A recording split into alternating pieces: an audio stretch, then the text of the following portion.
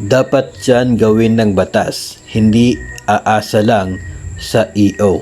Ito po ay isang komentong ating natanggap sa atin pong previous na episode tungkol doon sa Service Recognition Incentive or SRI.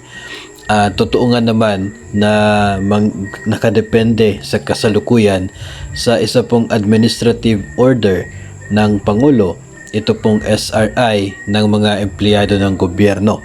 And totoo nga naman talaga na mas nakakabuti kung magkaroon ng isa talagang batas na siya pong magiging basihan para regular na matatanggap itong SRI ng mga government personnel. Kapag magkakaroon po ng isang Republic Act or isa pong batas talaga for this purpose, ay pwede na po natin itong asahan every year.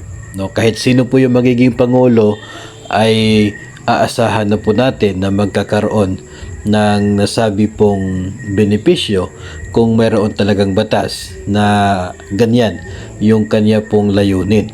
At alam po ninyo kung ano po yung mas maganda pa ay kung doon sa magiging batas ay ilalagay sa funding source na hindi na ito makadepende sa savings ng agency.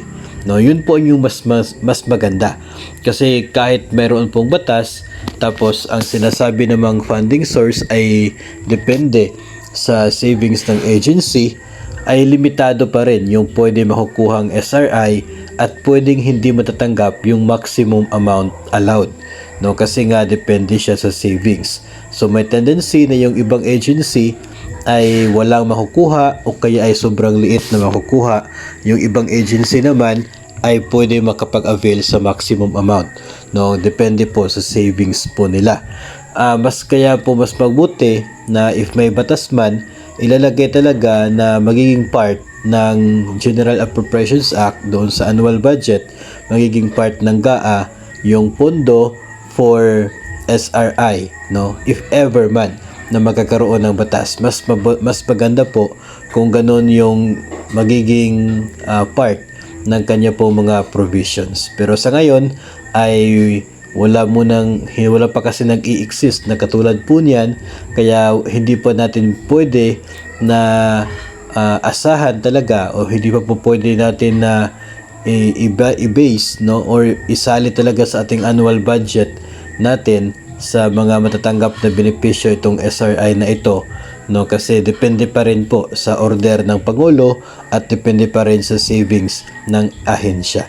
Yun po yung kasalukuyan na realidad pagdating po ng SRI. Aasa na lang po tayo na sana one day one of our or ito pong ating mga mambabatas, mga congressman at mga senador ay sana gagawa po ng isang batas na mayroon pong katulad na provision ng atin pong inaasahan at atin pong dapat gustong matanggap, no, na magkakaroon ng isang batas for SRI at galing talaga sa GAA yung pondo. Pero sa ngayon, let us live with what is the reality, no, patungkol dito sa SRI issue.